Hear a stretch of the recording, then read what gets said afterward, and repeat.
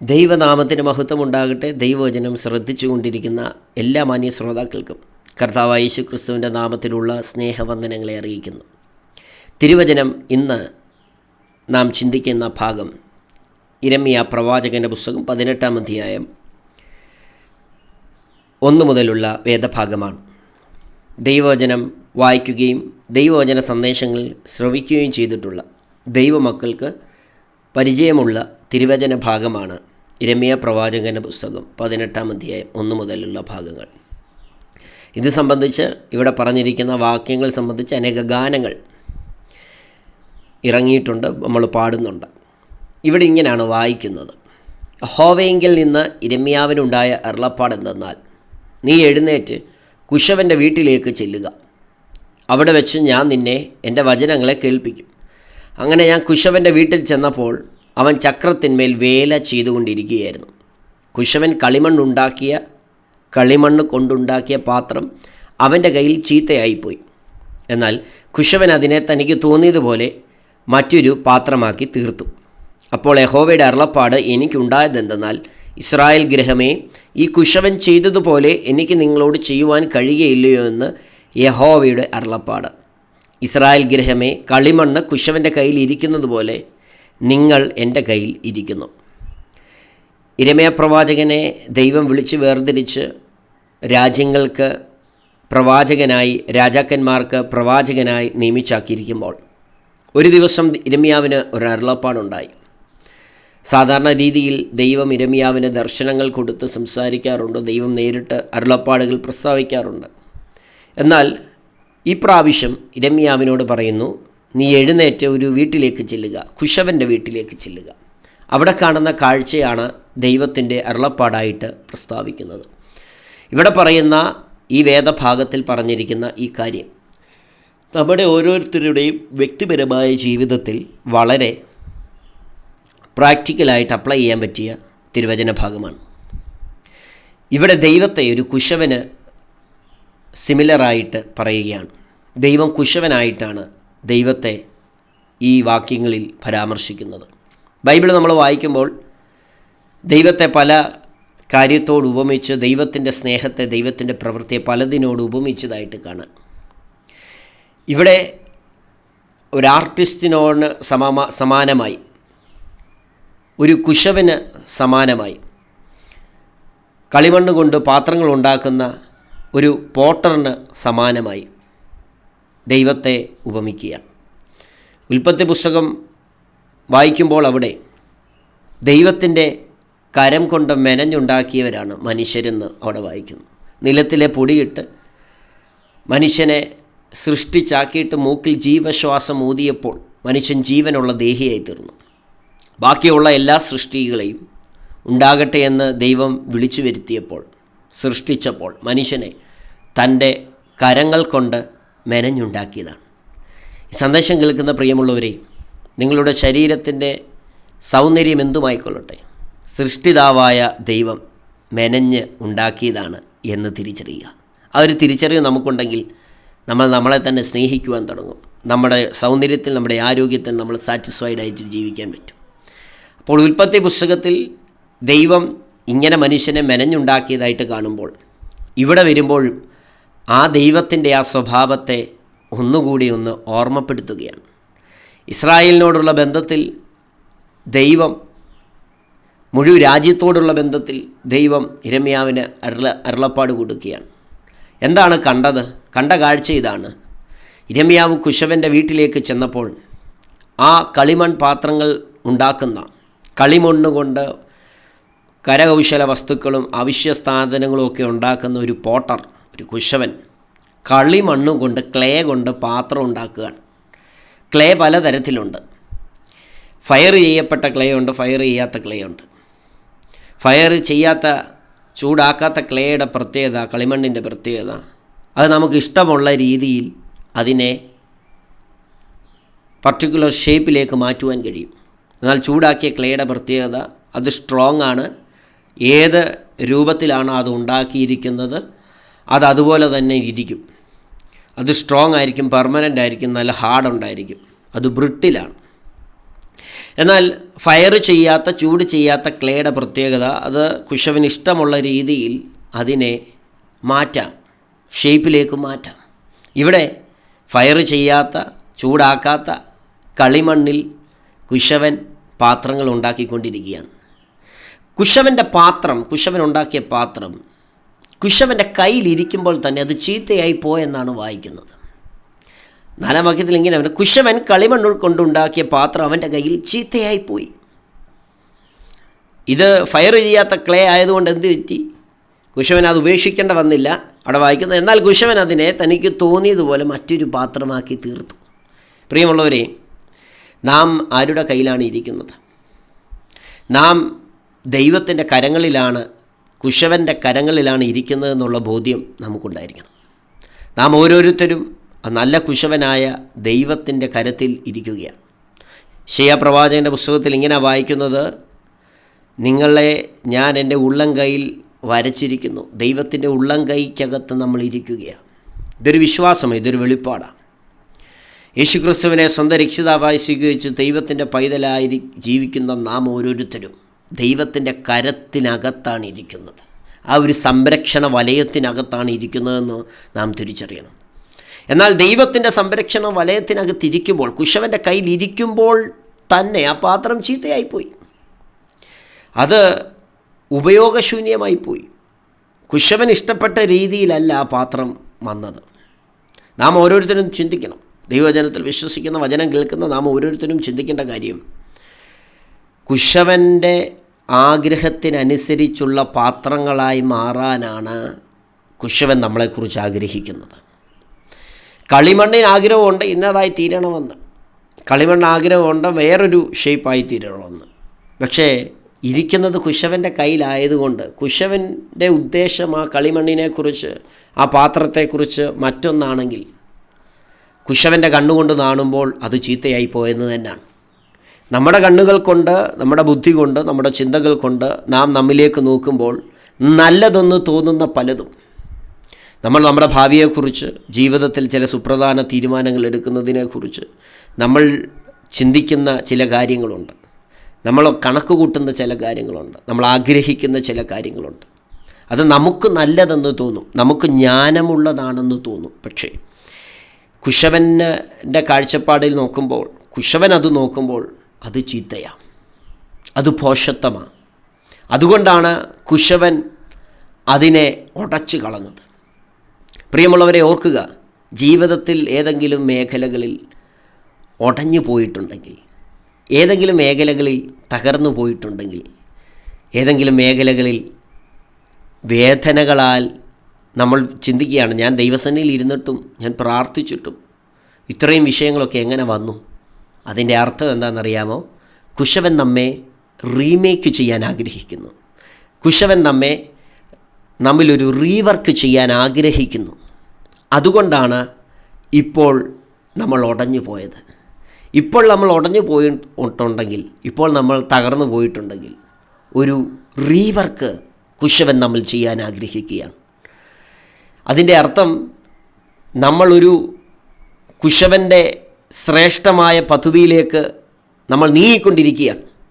ഇപ്പോൾ നമ്മൾ കളിമണ്ണ് കുശവൻ്റെ കയ്യിലിരുന്ന് ഉടഞ്ഞു പോകുന്നത് പോലെ, ഞെരുങ്ങിപ്പോകുന്നത് പോലെ, ചീത്തയായ ആ പാത്രത്തെ കുശവൻ്റെ കയ്യിൽ കുശവൻ ഉടച്ചു കളഞ്ഞ് മറ്റൊരു പാത്രമാക്കുമ്പോൾ, ആ കളിമണ്ണിനെ സംബന്ധിച്ച് പറയുകയാണെങ്കിൽ അനേക വേദനകളിലൂടെ വീണ്ടും ഇത്രയും വലിയ പ്രോസസ്സിലൂടെ കടന്നു പോകേണ്ടത് അത്യാവശ്യമാണ്. ആ പ്രോസസ്സ് വീണ്ടും കുശവൻ്റെ ആ കുശവൻ്റെ ആ ചക്രത്തിനകത്തിട്ട് കറങ്ങുമ്പോൾ, ആ കളിമണ്ണിനോട് ചോദിച്ച കളിമണ്ണ് പറയും, ഭയങ്കര വേദനയാണ്, ഒന്ന് ഇതിനകത്തൂടെ കറങ്ങിപ്പോയത്, വീണ്ടും ഈ ചക്രത്തിനകത്തൂടെ ഇങ്ങനെ കറങ്ങുക, ഇത്ര നേരം കൊണ്ട് കറങ്ങുന്നു.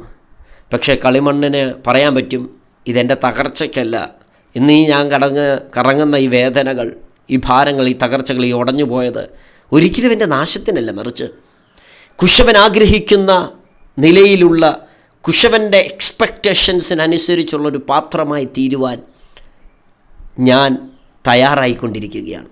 നമ്മുടെ ജീവിതത്തിൽ കുശവൻ്റെ കയ്യിൽ ഇരിക്കുമ്പോൾ പോലും നമ്മൾ പ്രതീക്ഷിക്കാത്ത ഉടച്ചിലുകൾ, തകർച്ചകൾ, ചീത്തയായി പോയെന്ന് പറയത്തക്ക നിലവാരത്തിൽ പലതും സംഭവിച്ചേക്കാം. അതാ സംഭവിക്കുന്ന ആ മൊമെൻറ്റിൽ നമുക്കൊരുപാട് വേദനകൾ ഉണ്ടാവും.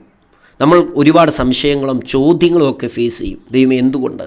ഞാൻ കുശവൻ്റെ കയ്യിലല്ലേ ഇരിക്കുന്നത്, ഞാൻ പ്രാർത്ഥിക്കുന്ന ആളല്ലേ, എന്നിട്ട് എന്തുകൊണ്ട് ഈ ഉടച്ചിൽ, എന്നിട്ട് എന്തുകൊണ്ട് ഈ തകർച്ച എൻ്റെ ജീവിതത്തിൽ വന്നു?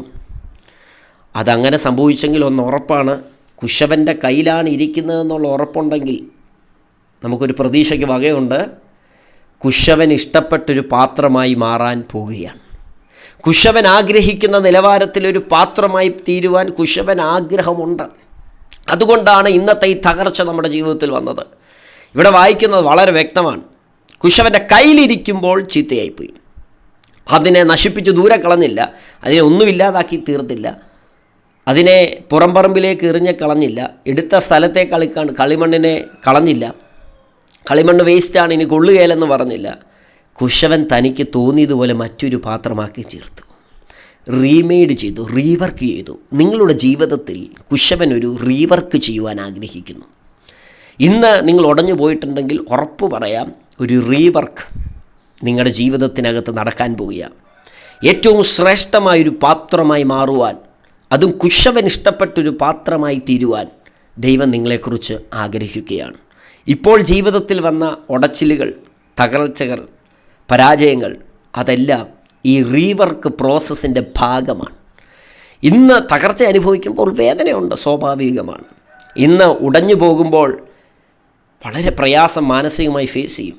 പക്ഷേ മറ്റൊരു പ്രഭാതം നമ്മെ നോക്കി നിൽപ്പുണ്ട്.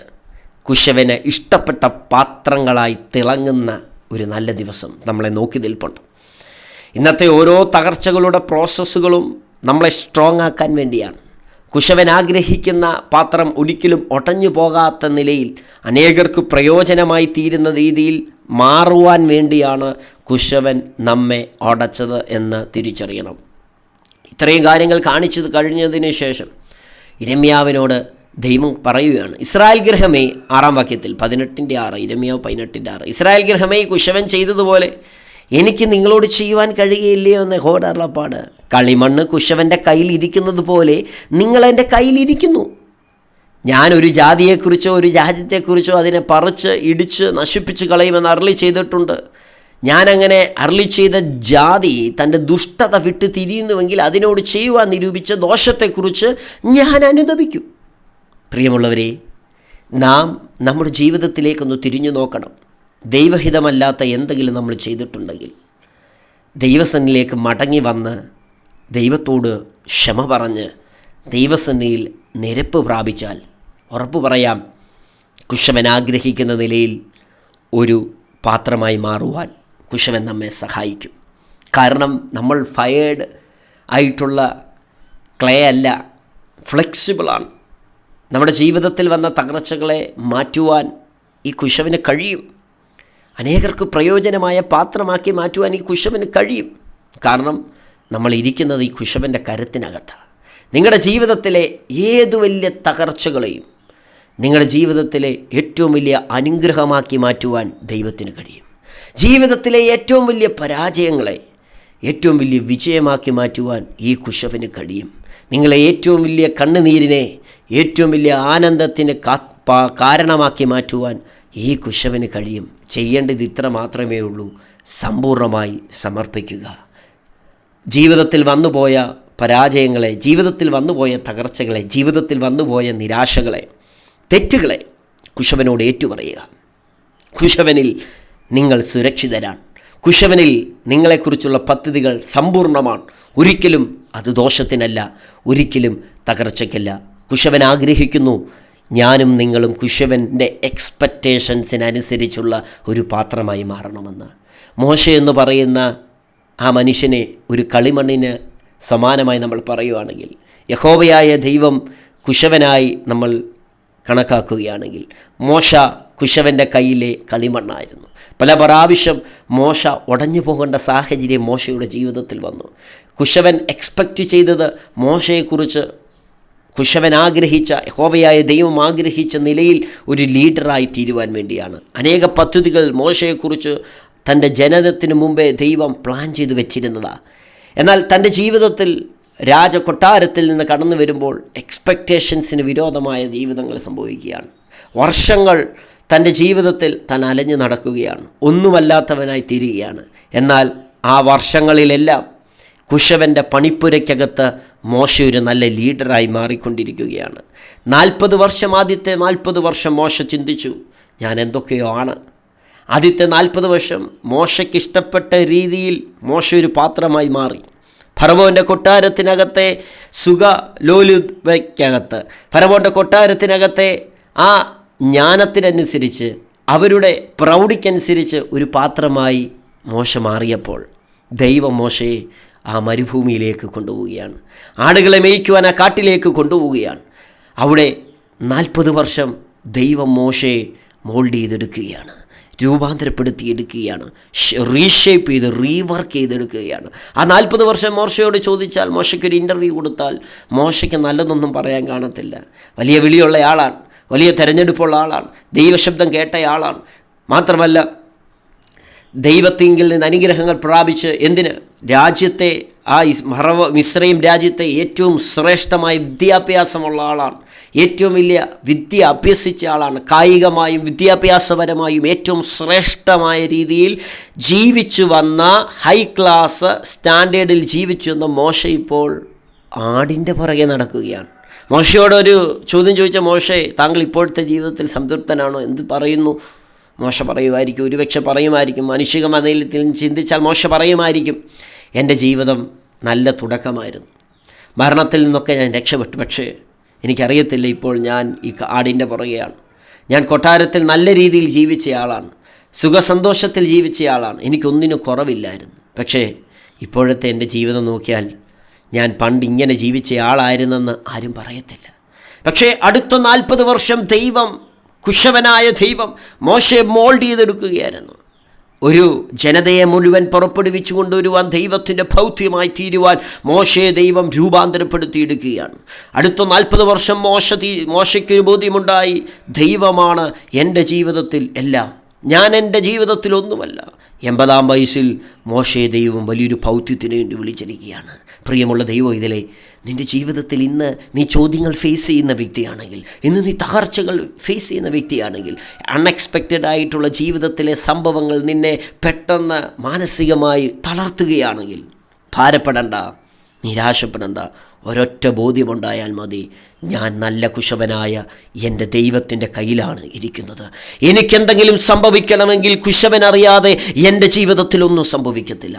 എൻ്റെ ജീവിതത്തിൽ തകർച്ചകൾ വരണമെങ്കിൽ, ഞെരുക്കങ്ങൾ വരണമെങ്കിൽ, ഭാരങ്ങൾ വരണമെങ്കിൽ, കഷ്ടതകളുടെ തീച്ചൂളയിലൂടെ ഞാൻ കടന്നു പോകണമെങ്കിൽ, ഞാൻ ഇരിക്കുന്ന എന്നെ കൈകളിൽ വഹിക്കുന്ന എൻ്റെ കുശവൻ വിചാരിക്കാതെ, അനുവദിക്കാതെ എൻ്റെ ജീവിതത്തിൽ ഒന്നും സംഭവിക്കത്തില്ല. പ്രാർത്ഥിക്കുന്ന ദൈവം, ഇതിലെ പ്രാർത്ഥനയ്ക്ക് വിരോധമായ, നീ പ്രാർത്ഥിച്ചതിന് വിരോധമായ സംഭവമാണോ നിന്നിലും നിൻ്റെ തലമുറയിലും നിൻ്റെ കുടുംബജീവിതത്തിൽ നീ അഭിമുഖീകരിക്കുന്നത്? നിരാശപ്പെടണ്ട, ഭാരപ്പെടണ്ട. കുശവൻ നിന്നിലൊരു റീവർക്ക് ചെയ്തുകൊണ്ടിരിക്കുകയാണ്.